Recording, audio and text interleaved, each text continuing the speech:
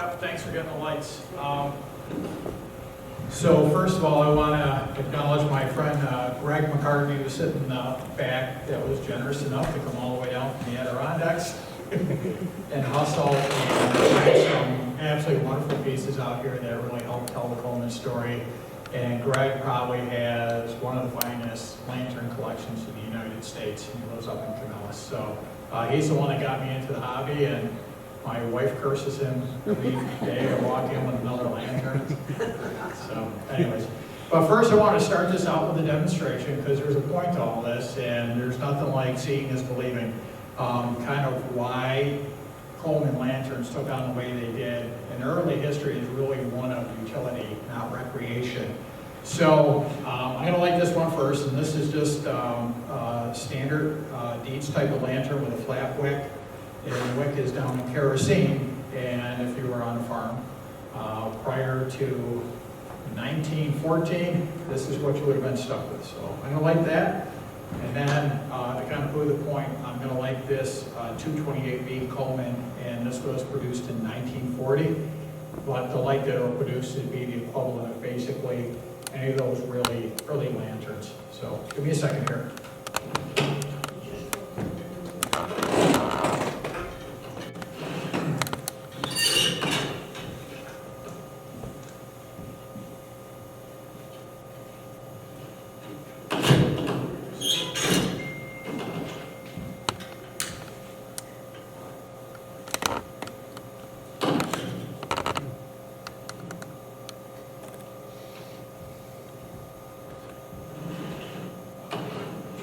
So with most kerosene type lanterns or a candle, you can only burn them so high, and then they start creating a lot of carbon and the yellow light. So it's only so bright they can get, and that's about it. Okay. Imagine you're going into the hayloft with that at night, which there's a certain amount of hazard of walking into a hayloft with something that can still fuel up. We'll talk about that in a minute. This is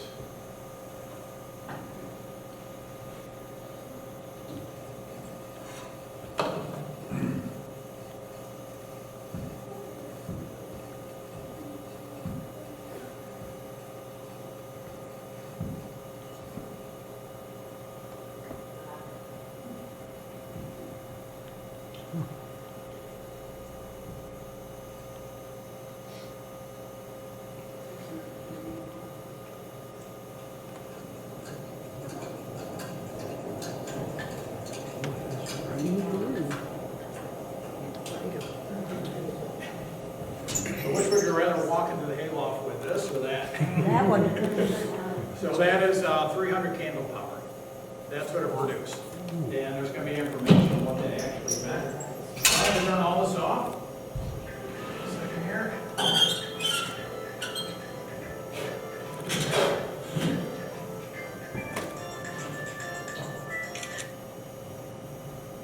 Sorry about that. That's fine.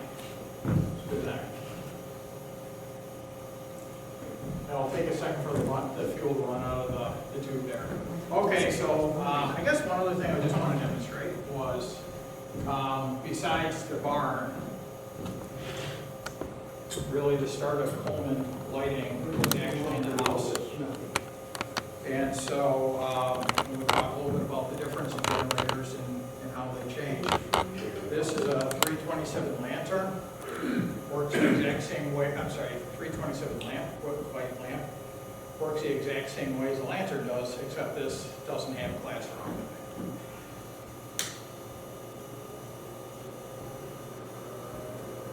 It'll take about 30 seconds for this light.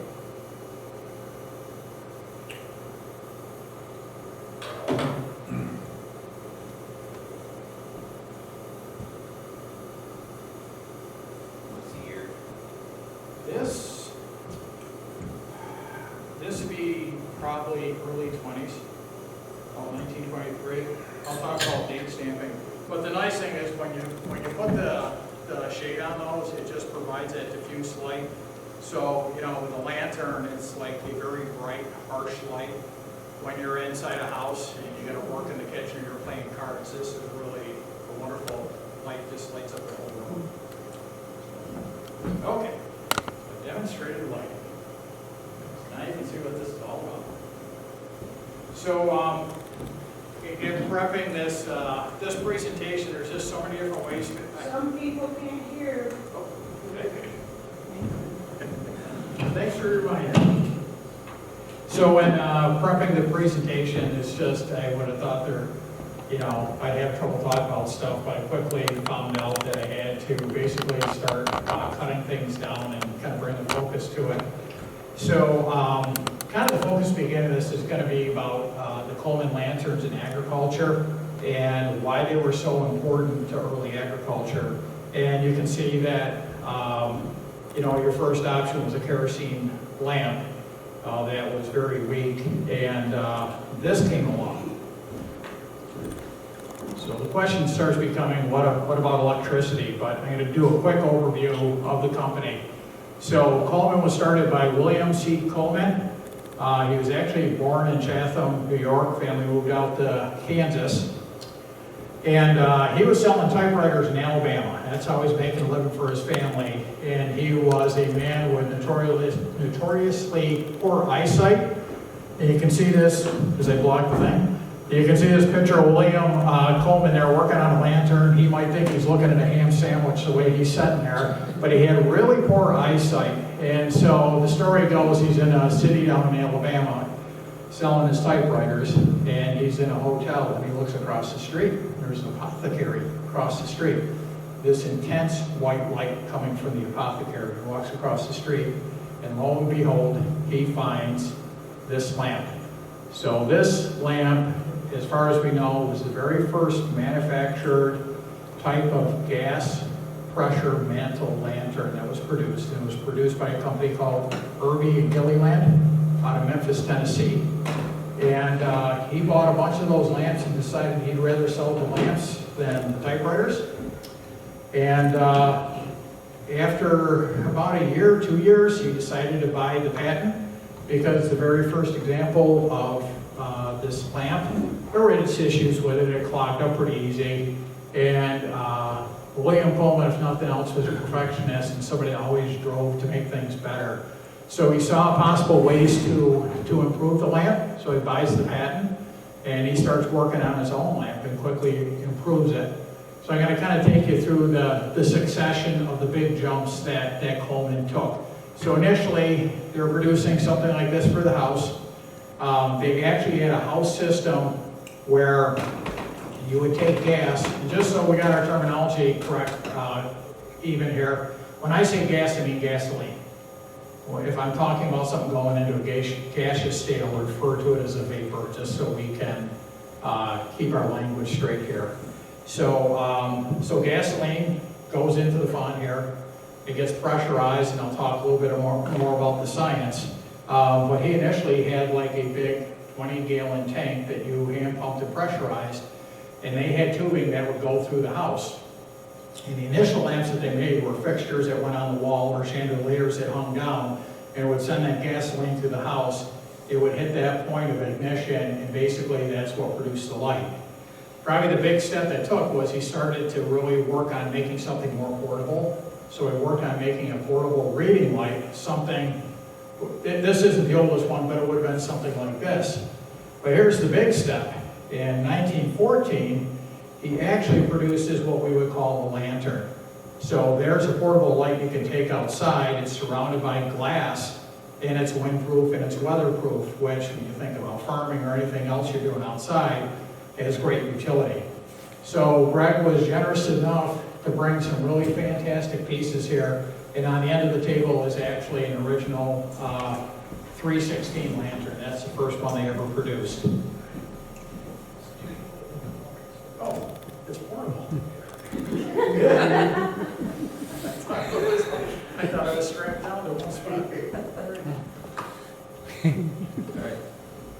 So that was a big step, and then basically in succession, you can see at the end of the table, but I'm going to put them up on the screen, they started reducing the size of them to make them more convenient. So this is the 319, and the one thing you'll see with manufacturing dates, when they started making the lantern, they didn't necessarily discontinue the last one they were manufacturing, so there's lots of overlap where they were producing many models at the same time, even as they improved them. So that's the 319, which was greatly reduced, and then they went to a 323, which actually starts getting to the size of what we think of a double mantle Coleman lantern like the B there. Gets to that point. And then the big step was the 327, which is the third one in there. And, you know, I didn't bring a torch. I forgot to bring one.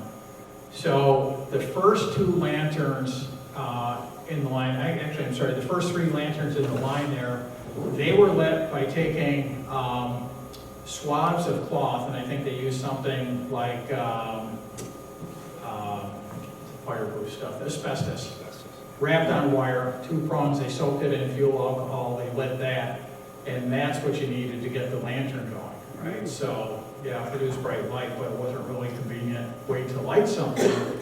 So Coleman kept working on it. Coleman kept working on coming up with a faster way to light a lantern, and so they finally figured it out. If you basically stepped away from a big, heavy metal tube that fuel was going up through, and you could actually get a thin wall brass tube, and you put a loop in it, and you put a match under that, now that'll just light with a match. And that was a huge step in advancing the lanterns. You didn't need to have those alcohol swabs burning under there for a minute or two to get it going.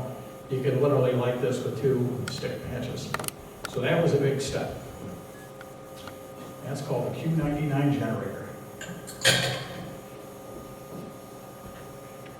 So now the next big step was, as you go across, and on the other side of the poultry lantern, you will see the lantern. Craig, you want to grab these lanterns and just hold them up off the table? Grab the 427, if you don't mind.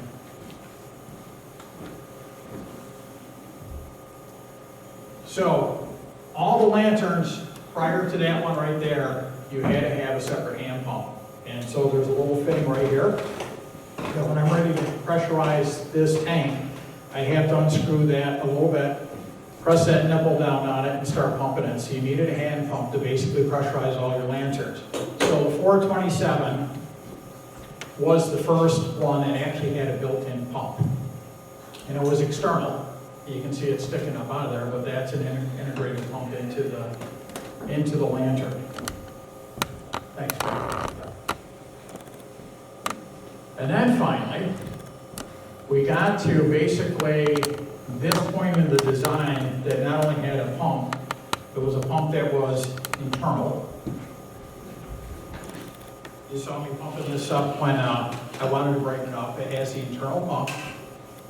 And the next thing that they did was the internal workings of the lantern. They changed how the fuel valve and the fuel draw out of the tank were actually set up. So they called this one the quick light because it was faster than using a torch. This model they called the instant light. And what they figured out was that inside the lantern, here's your where you fill it up, right? There's the fuel cap that comes off. And so when you look inside the lantern here, when you're filling this with fuel, it can't go above that point there, or the fuel starts running off the side. So you always have a gap here. And so with that gap, and there's air that we're pumping in there, there's volatile molecules coming out of the gas and mixing with the air. So it won't totally burn, but it'll light faster than if you're just lighting liquid fuel. So basically, by mixing a little bit of liquid fuel with that air there, you can light them very quickly. You saw how fast I got the bee going. So this was another huge step in the development of the lantern.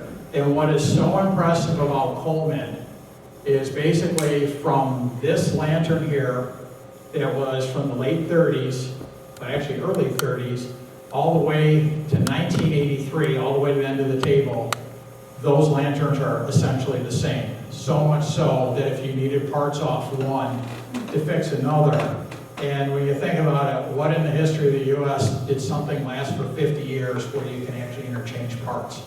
It's pretty remarkable how hard they worked at that design to get it right. Okay, so now let's talk a little bit about agriculture and lighting. So our American cities basically were electrified mostly by 1930. What really blows me away when you look at this graph, the blue line that's down below are the percentage of farms that are electrified in the United States. So when you look at 1940, essentially the beginning of World War II, only 20% of our farms had electricity. And even by 1945, the end of the war, it was just barely 40%.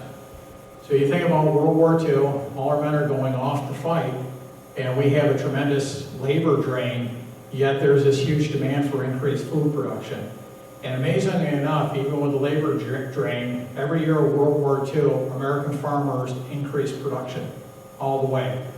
So the other thing that's really remarkable, when you get out to 1955, 25 years after all the cities had electricity, there were still farms out there that still did not have electricity. So the utility of the Coleman lanterns, and I'll show you one of the burners in a minute, it just had great utilization on the farm. And I'm going to go into some of the points of why they were so effective. But it's important to understand the history of electricity, to understand why those were important, and it's because of the delay to get our rural areas electrified. So I got a series of ads here that basically are selling to our farmers.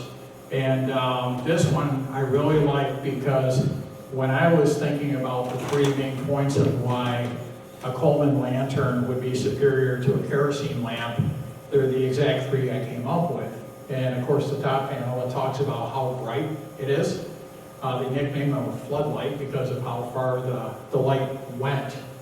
The second panel down talks about how it's weatherproof, and you could literally go out in a thunderstorm and that thing is just going to keep burning as bright as anything. It's flame-proof, it's fairly water resistant. It'd be hard to put one out. And then finally, the safety factor is, since the fuel gets up to the mantle by way of pressure, if that thing's lit and I turned it upside down, it would continue to burn without dumping any additional fuel out. If I had that kerosene lamp lit and I tipped it over, the kerosene's going to run right out of the font and across the hay and set the barn on fire. So three big factors: how much light they produce, the fact that they were weather tight, and then finally the safety factor. David, you're talking about kerosene lamp. What's the Coleman fuel? So a Coleman fuel is gasoline. And so there's different types of gasoline. So Coleman fuel, white gas, is the scientific name is naphtha, but it's basically a 50 octane gasoline. And the difference between that and pump gas is pump gas has got a lot of additives to help your engine from not rusting and to provide lubrication. You can actually run pump gas in a Coleman lantern. The ones that were more modern, like the dual fuel ones, were actually intended to do that. The one thing I'd say is, if you took like 87 with ethanol in it, ethanol is alcohol, which attracts lots of water. You're going to probably start rusting out your font pretty quick and gum things up. So you can run them on that. The other thing is, kerosene is actually a fuel. I have one over there. They have Coleman lanterns that run on kerosene, and it's a wonderful fuel. It's just, it takes a pan on it that has the fuel alcohol in it, similar to like torch lighting. You need a lot of energy to get kerosene to burn. And so, yeah, so when I'm talking about kerosene lamps, I mean the wick design, the flat wick. Yeah, great question. So going through a couple other things. Here's an ad, and again, getting back to how much light these things produce. So this is an ad in 1936, and it's compared to 4 kerosene lamps. And look at those kerosene lamps. Those are actually kerosene lamps that have mantles over them, so they would be the Aladdin lamps. It was the equivalent of 4 Aladdin lamps, and light bulbs at the time, 40-watt light frosted light bulbs. It would take 8 40-watt light bulbs to produce the same amount of candle power as produced by a Coleman. So even early electricity, these were still brighter than what could be produced with early light bulbs.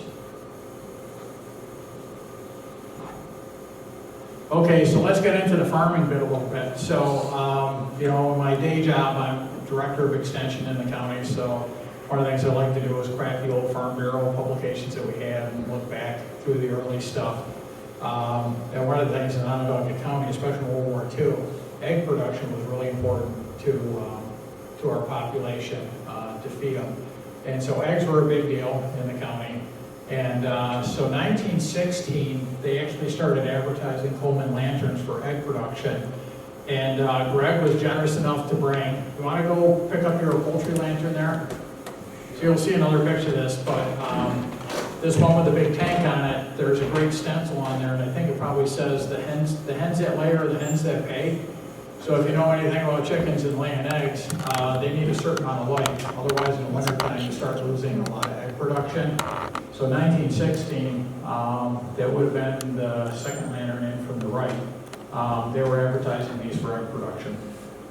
And this says that you can get an increase in your egg production between 25 and 100% as compared to what you would typically get in the winter. And another advertisement from 1922, the Quick Light, that's the 327, about increasing your egg yield.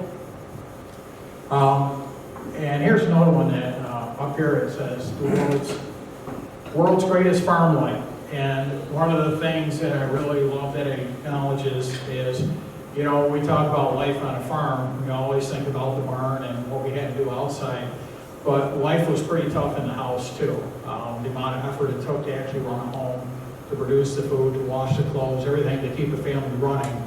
And I'm glad that they actually have this in the ad as well, because just think what this would do for your home. You know, if you had to work at canning or anything at night, the value of that light. Like this, the big outdoor light, and there's the farmer walking in the barn, lighting up the side of the barn. There's Greg's poultry lantern. And what's on top of the poultry lantern is actually a 327 lantern, which is the fourth one from the right. They just put it on the bigger tank. And there's a picture of Greg's lantern looks lit up. So I guess before I move on with anything else, a couple things I don't have slides for. I turned the projector sideways, but Greg, you want to go pick up the projector and hold it up? So this is really an amazing piece of equipment, and Greg has two of these. He's got one that took slides and one that took a film strip. But me appreciating and doing extension work, you can just imagine that during the 30s and 40s, as we're trying to, you know, bring the best practices to the agriculture to increase food production and decrease the labor necessary. So much, you know, today we get to use a laptop and a projector. Well, you don't have electricity in the barn, and you got 20 farmers out there trying to learn how to till the field better or something about animal husbandry. That's what you're depending on. So you threw the slides in there, you lit up the lantern, you splashed it on the inside of the barn wall. So thanks for bringing that, Greg. That's a wonderful piece. Okay, so I'm going to segue a little bit. And I've been talking about agriculture and farming. And it really does kind of play into World War II, because as I look through the old Farm Bureau things, it's all about basically how farmers are keeping the home front going. Feeding our soldiers, feeding everybody. And one of the cool things is the U.S. government requested that Coleman build a stove for our troops that was smaller than a milk bottle, less than 5 pounds, could operate down to 60 below zero, and still operate at 140 degrees, and basically you can throw it in the mud and it's still going to work. And Greg, would you be good enough to go pick up the 530?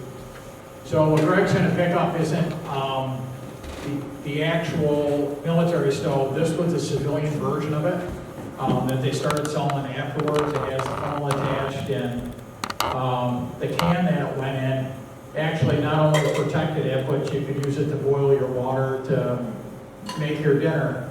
And so I was reading, I think that goes to the burner there. And, yeah, I get the wrong one. Yeah. So I was reading some things, and Ernie Pyle, a famous war correspondent, wrote that after the Jeep, The GI valued this stove more than any other piece of non-combat equipment. It just really provided a lot for them. So anyways, kind of a cool piece. And I got a little collection there. I don't have a ton of military stuff, but I got a paratrooper stove there. I have a 1944 lantern. And then I have a little bit newer military lantern that actually has the quadrant glass on it. That's the paratrooper stove that he just put his hand on. Yeah. So that bundles down into nothing. And one that he just put the can on top of, that's actually a burner that they might have used actually in a field hospital to sterilize surgical equipment. And they made a whole variety of those. So really important in the war. So now as you go on, America's getting electrified. Coleman did its bit in the war, and then following the war, that's when they really started making a big segue into Coleman being more for recreational. So 1954 was the first year that they produced a cooler, the famous Penguin cooler that weighs about 60 pounds. But it kind of went from there. So, you know, my tribute to camping, there's me frying some donuts on the front porch on a 426 stove. So when we're all done, if you want to walk down the collection, we basically started with the first lantern. We went through, you know, the early parts of World War II, and then basically we segue into what becomes more the recreational type lanterns. And so Coleman wound up selling its company 1983, and it's gone through a couple sales. So I guess a couple things is early 60s, they basically started selling sleeping bags and tents. So they we're an outdoor company, even though there's obvious utility of a lantern, you know, out in the sugar shack or something else like that, or when the power goes out. But really the marketing was aimed at basically camping and recreation. So they started doing the sleeping bags and the tents. So most of us growing up, I know before I got into collecting, that's what I thought of Coleman. I was like, yeah, they do cheap sleeping bags and tents and flashlights and yeah, some stoves, you know, without realizing the early history of the utility aspect of it. So through the 60s, really successful being an outdoor store. Finally, 1983, they sell the company. And that's when they started, maybe, I don't want to say making the lanterns cheaper, but making them so they were really difficult to repair. So I was showing you when I was lighting there, you know, with the fuel valve, you have a thing to clean, and I'll show you that a little bit. But basically, they want to simplify the control so it was like all in one. And a lot of times when you simplify things, then you can't fix them anymore, and that's kind of what happens. So they still work. Controls are simple, but if something breaks, you're going to have a hard time fixing it. So that's kind of the big scope of the glass that's manufactured in China. There's my little grandson. He likes Coleman lanterns as much as I do. So I'll talk just a little bit about the science of what actually makes these things work. Because for me, when I got into it, it's just really remarkable that what they figured out in 1900 still applies today. And when I'm going to be talking about the science of this, it works whether we're talking about a lamp, a lantern, a stove. Actually, when you get up, I have a little iron over there that ran on white gas. Everything works with the same principle, basically vaporizing gasoline. So vaporizing fuel, it's the same thing. You put a pot of water on the stove, teapot, and you're boiling water, it turns into a vapor. So basically what we're doing is we're trading the water for gasoline and putting it in a closed tube, but it has the same effect, except it's gasoline. And by the way, gasoline, the boiling point of gasoline is pretty close to what it is for water, about 212 degrees.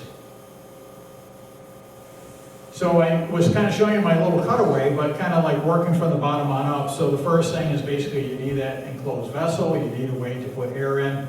So at the bottom of this, there's a pump and a cup, and so you push it down, it forces air, and there's a little check valve down here, so it lets the air go in, but doesn't let the air come out.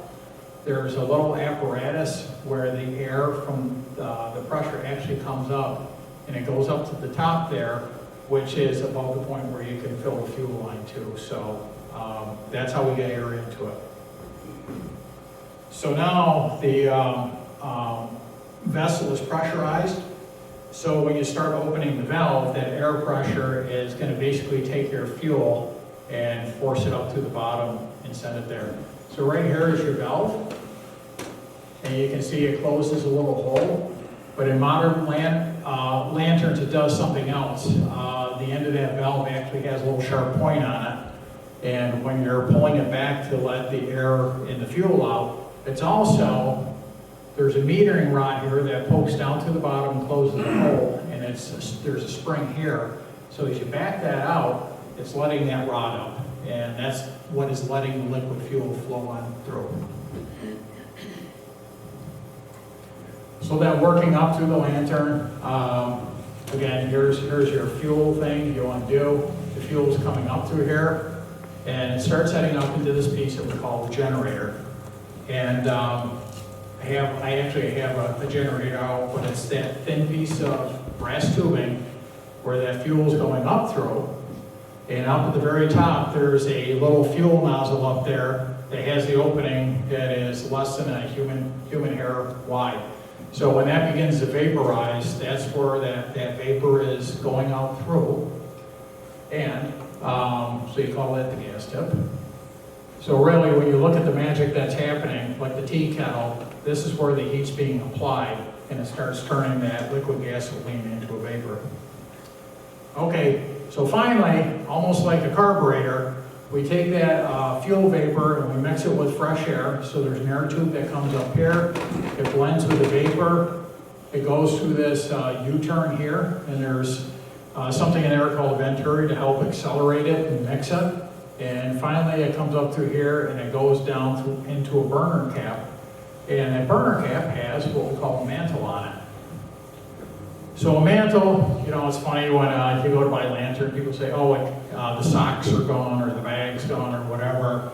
So there's a lot of ways people phrase it, but basically it's a piece of cloth, and I think it's made of rayon today, and it's been soaked in metal nitrate.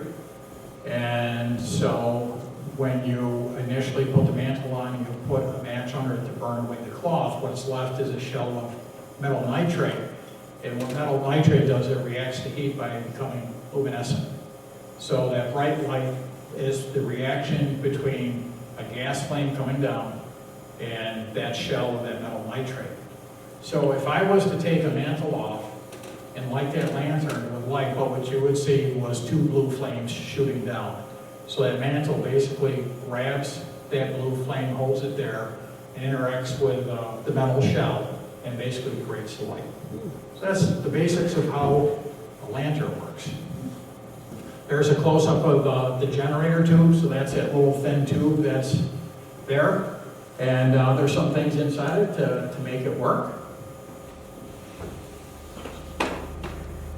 And then finally, I can leave the slide up. If anybody is interested in their own time, like going online, really great site is oldtowncoleman.com. There's a guy on there named Frank that has done more research and great video presentations of actually how to break a lantern down, clean them, the physics, the science, all of it, if you're interested in chasing it. So some other resources, when we're looking to buy parts, oldcolemanparts.com is a great resource. If you're interested in asking a question, there's a Coleman Collectors Forum. And then finally, believe it or not, we have a big club that's international called the International Coleman Collectors Club. And there's a website for that too. Okay, so that's it. So I figured I wanted to really make this kind of a brief overview, and I figured maybe there'd be some questions, and we can take this whatever way you want to go. I was kind of staying away from the collecting part of it because there's so many different ways that you can collect and different interests in this. With what I brought on the end there's a couple homemade cases for lanterns, and believe it or not, some people just collect homemade cases. I have a really old box of silk mantles there, and there's people that do nothing but collect the packaging for all those mantles that were produced over the years. I have a little copper funnel someplace, and there's people that just do nothing but collect the funnels. So kind of like a broad view, when you look at all the stuff that they made stoves, and I'm trying to think, I did a count on these. So if you wanted to collect all the lamps they produce, there's 90 different lamps that they produce. With lanterns, if you're going to collect both the Canadian-built ones and the American-built ones, it's about 90, and that would not include the color variations that some people like. Stoves, there's probably about 45 stoves, and so there's a lot of different ways you can collect. Some people just are really interested in just the glass lampshades because they're getting harder and harder to find. So for me personally, I kind of like what I would call motif collecting. So that 3-burner stove I have over there, that's aluminum. For a period of about 3 years in the early 60s, from about 60, maybe it's 2 years. I'll say 63 to 65, Coleman experimented with making aluminum stoves, and they had picnic stoves. Great idea, they're really lightweight, but the problem is you carry them around too much, the handle would tear through the aluminum, so they stopped doing them. But there's a line of products that they did aluminum, and so I just kind of set about trying to collect all the aluminum pieces I can. So that's one way to do it. And what questions do we have? Where do you find them? So initially, antique shows, Facebook Marketplace, Craigslist, some garage sales. I think when you start getting up to the point where Greg is, it's a lot of other collectors, because you get collectors divesting of what they have. Yeah. And so the really hard to find pieces, you're going to have to start finding collectors that are looking to sell. So. How much is the lantern worth? Well, we got 90 different lanterns, and I would say from 0 to over 1,000. Huh? Really? Yeah. So part of it is, what we like to say is, it all depends on what it's worth to somebody. That's what. I got one on my car. Okay. I wouldn't let you look at it. Yeah, sure. It's I think my grandfather, no, the guy I used to work with, he had it for years, and he gave it to me about 30 years ago. Yeah. So, to give an idea, from a utility standpoint, probably that B right there is probably my favorite lantern, but that style all the way up to what was called the Model E that ended in 1961. To me, that design, the most dependable, finest running lantern there is. And, the E's, you can find an E for 25 bucks. When you think about when you buy a lantern, you don't know what kind of work it's going to need because there's a check valve in there. They've got to sometimes take out or replace, repair, pump cup, generator. And I just kind of had in my mind that you're buying something, you better assume you're going to have to put $40 worth of parts into it. So a brand new lantern, you buy it off Amazon, one of the new crappy cheap ones that cost you $100. And the way I look at it is if you could go buy, a Model E and be all in on it for 45 bucks, that's a pretty good deal. You'll have something that'll never fail you. So, yeah. I grew up overseas. My father was a missionary in rural parts of the Philippines where there wasn't electricity. And I think it was probably the B that we used all the time, because it was the early 50s, the 50s. But he had to use kerosene because there wasn't gas available. Do you have any example of one that has the little cup that you have to put the kerosene in? I do. There's one over on the table there. How do you point it out to me when you're So, Greg, correct me if I'm wrong, when you see a model number that has an odd number at the end, so a 237, the odd number meant it ran on kerosene. That projector lantern would be, that's a kerosene lantern. Yeah, Kerosene was much more available throughout the world The big for things like that. Birds cleaner too. So the other thing, towards the end of the table, I did bring an example of their first gas LP lantern. So it's one that's got like a little skirt on the end, and it's got a little canister about the size of a shaving cream canister right there. So that was, I thought they said there was actually butane in there, but it's like a little grommet on there that harpooned down to the feed. But they did make things out of gas. Well, I mean, today you can see them, that you can screw the propane bottle on them. So they did make, you know, propane lanterns. So, yeah, one of the things I really hope sharing there is, if anybody has any memories, you know, growing up on a farm or whatever and using a lantern, I was kind of amazed at just how little stuff there's out there on the internet other than, I found a historical society out in Wisconsin that interviewed older people with kind of like 5 major categories about growing up on the farm. And to my mind, they're the only ones that are ever asked about lighting. And this one quote, I absolutely loved it. This guy says, he goes, we, you know, we couldn't take the kerosene lantern into the hay loft at night to throw a feed down for the cows. So you were up there blind, feeling around with a pitchfork. And he goes, when those Coleman lanterns came in, we thought we had the world by the ass. And so that was kind of like one of the testimonies of actually what it meant to people and how much it made their life easy. But anybody else got anything they want to share about? Tell me a little bit more about the lantern. There was a camera. What would they, how, was that popular? So that wasn't a camera. You remember the old film strip projectors in school? Oh, yeah. Okay, that's what that is. So, you know, if we're teaching people about whatever, you know, canning or a better way to milk a cow or whatever, and you're going to do pictures, Right. that was a way to basically project a picture onto it. And so Greg actually has one that takes a slide and one that takes film strips. Yes, ma'am? Yeah, Dave, what was the most you ever paid for one? The most I ever paid for one? Yeah, that you paid for Are one? you going to tell my wife? No, I will not tell your wife. Anyway. No, she's not happy with me. Or me.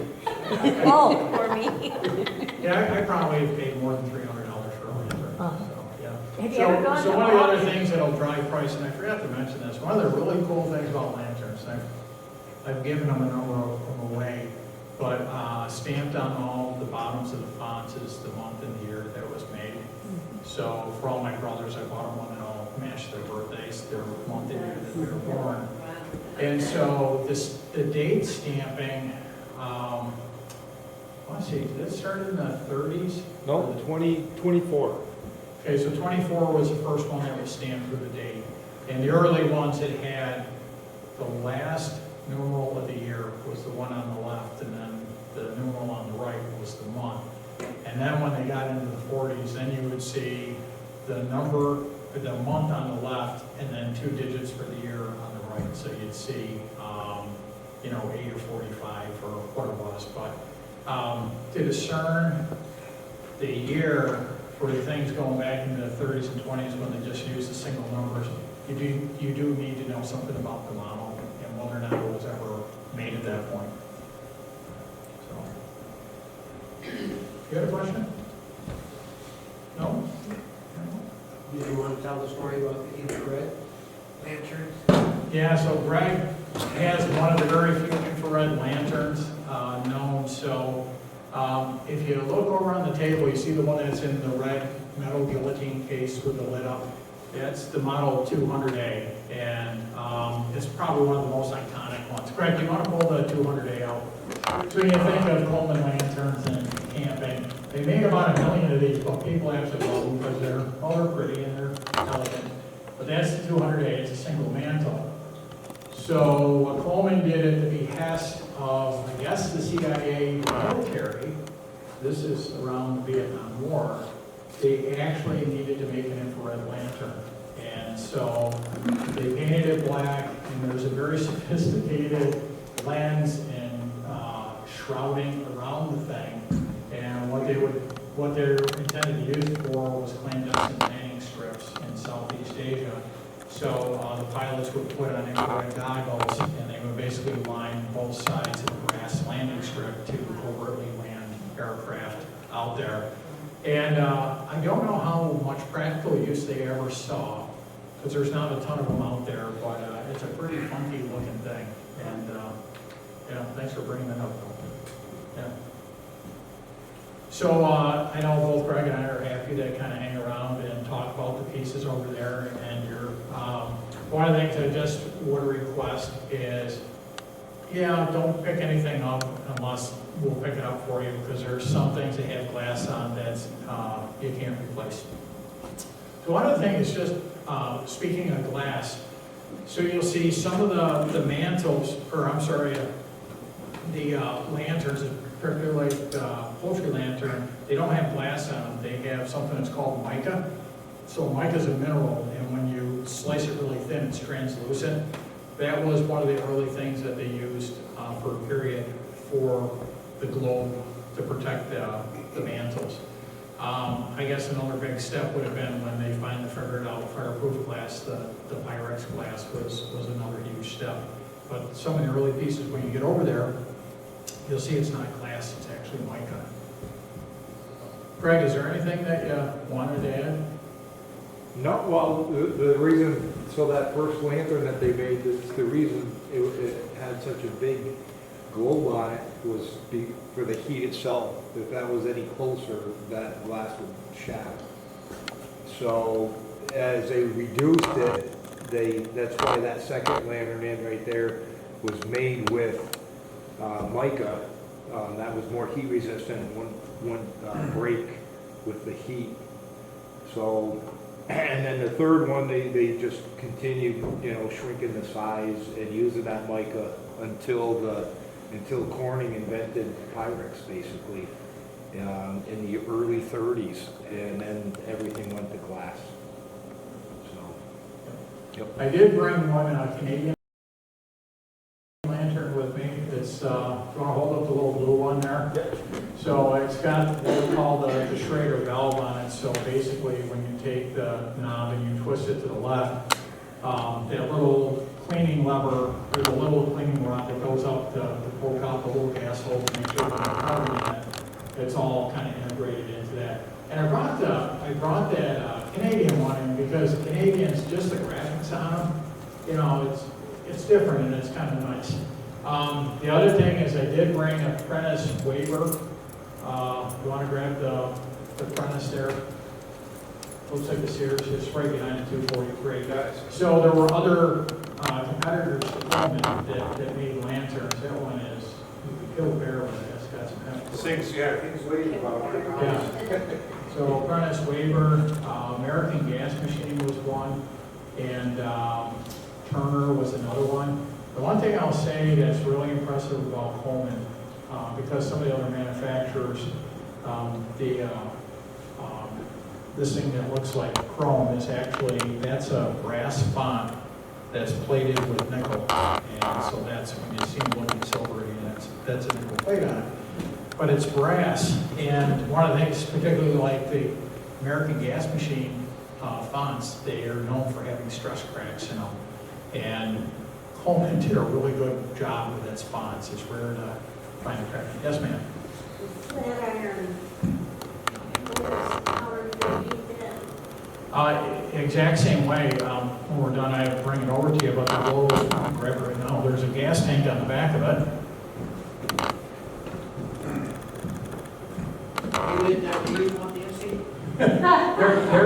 This was a hand pump, so you need the external pump. But if you look at it, there's a little gas tank in the back. Vroom, vroom, vroom. And so that feeds down into a generator, and the heat gasifies there, and heat that right up. And this was a godsend to the farm wives, because up to that point, they just had a big chunk of iron to set on the stove, waited for it to heat up, run over the iron board, get a little work done, then go back and have to heat it up again, and this baby kept going. Isn't that pretty? She's gonna have me one. I was gonna say.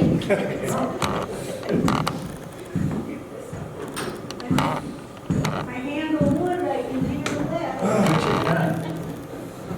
David, how long was Coleman active in the company?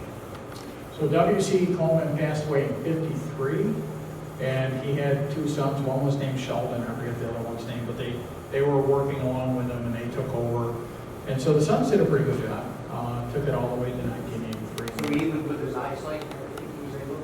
Yeah, he was. And the other thing, that I really appreciate about Coleman is, you know, with our collectors groups we're in, that a lot of them will actually have paperwork from, and the factory was in Wichita.